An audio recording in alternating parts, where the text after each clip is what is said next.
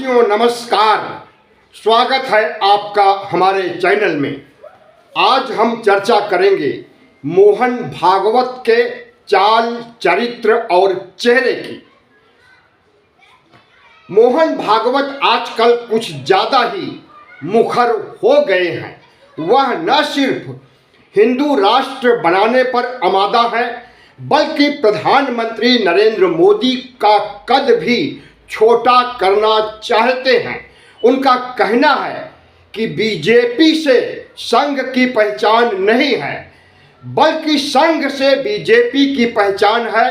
बल्कि यूं कहें कि संघ से ही निकल करके बीजेपी आई है। लोकसभा चुनाव 2024 के पहले भारतीय जनता पार्टी के अध्यक्ष जेपी नड्डा ने कहा था कि अब हमें संघ की जरूरत नहीं है, क्योंकि भारतीय जनता पार्टी दुनिया की सबसे बड़ी पार्टी बन गई है। नड्डा के इस कथन को मोहन भागवत ने आरएसएस का अपमान समझा था और तभी से भारतीय जनता पार्टी को छोटा दिखाने, यहाँ तक कि मोदी और शाह को भी छोटा दिखाने की कसम खा चुके हैं।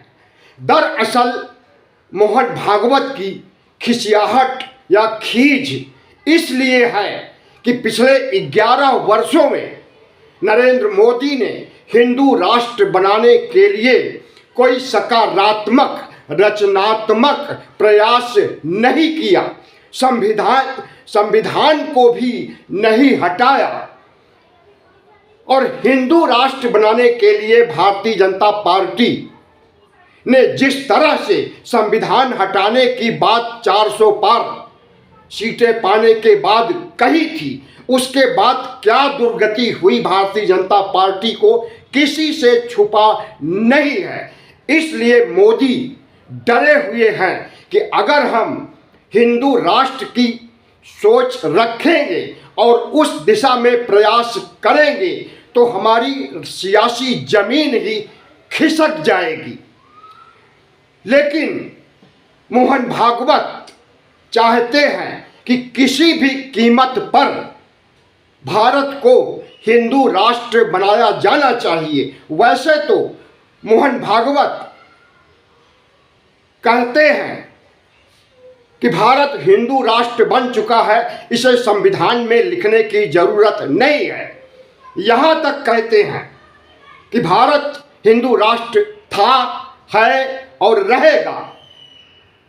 सवाल उल्टा उन्हीं से, अगर भारत हिंदू राष्ट्र है, था, रहेगा, तो आप किस हिंदू राष्ट्र के लिए मोदी को सजा दे रहे हो?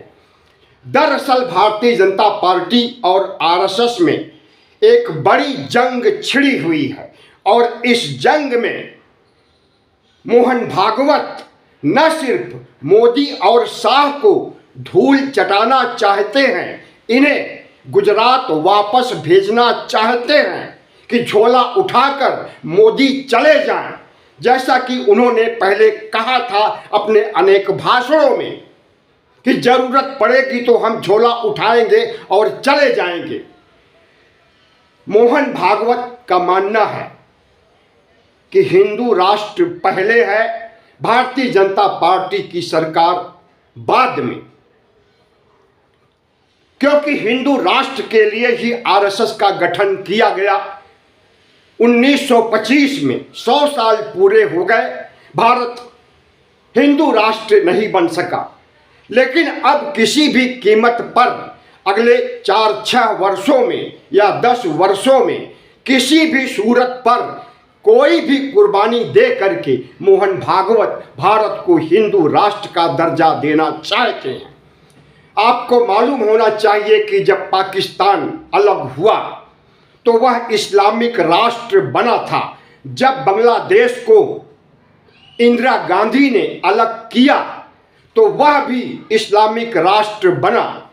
ईरान सहित तमाम मुस्लिम कंट्रीज आज इस्लामिक राष्ट्र हैं। तो भारत में कम से कम 2 ऐसे राष्ट्र हैं जो मुस्लिम राष्ट्र हैं, श्रीलंका बौद्ध राष्ट्र है। नेपाल में हिंदू राष्ट्र था लेकिन अब नहीं है, क्योंकि नेपाल को पता चला कि हिंदू राष्ट्र बनाने का क्या खामियाजा मिल सकता है, भुगतना पड़ सकता है। और मुस्लिम राष्ट्र होने का पाकिस्तान को भी सबक मिल चुका है कि मुस्लिम राष्ट्र होने का क्या अभिशाप भुगतना पड़ सकता है। और यही हालत कमोबेश बांग्लादेश की हुई कि वहां के राष्ट्रपति को जान बचा करके भागना पड़ा, मोदी की शरण में आना पड़ा। लेकिन भारत जब हिंदू राष्ट्र की तरफ आगे बढ़ रहा है तो क्या बांग्लादेश, नेपाल और पाकिस्तान जैसा हश्र होगा? बिल्कुल। बांग्लादेश, पाकिस्तान और नेपाल जैसा हश्र होगा। और भारत जो विकसित राष्ट्र की तरफ आगे बढ़ रहा है वह वापस पैर खींचते हुए 4000 साल पहले की गुलामी की ओर आगे बढ़ेगा। तो नरेंद्र मोदी चाहते हैं कि भारत हिंदू राष्ट्र न बने, और अगर बने भी तो धीरे धीरे आहिस्ता आहिस्ता बना दिया जाए कि किसी को पता भी न चले। और इसीलिए वह विकसित राष्ट्र का सपना दिखाते हैं, और उनके विकसित राष्ट्र का मतलब हिंदू राष्ट्र ही है कि 2047 तक वह कुर्सी से नहीं हटेंगे किसी भी सूरत में।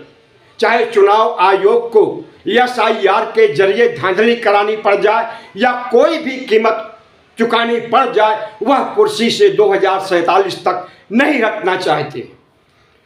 मोहन भागवत इस बात को नहीं समझ पा रहे, और दोनों में जो जंग छिड़ी हुई है इसका क्या हश्र होगा। हमें लगता है कि भारतीय जनता पार्टी और RSS दोनों का पतन होगा।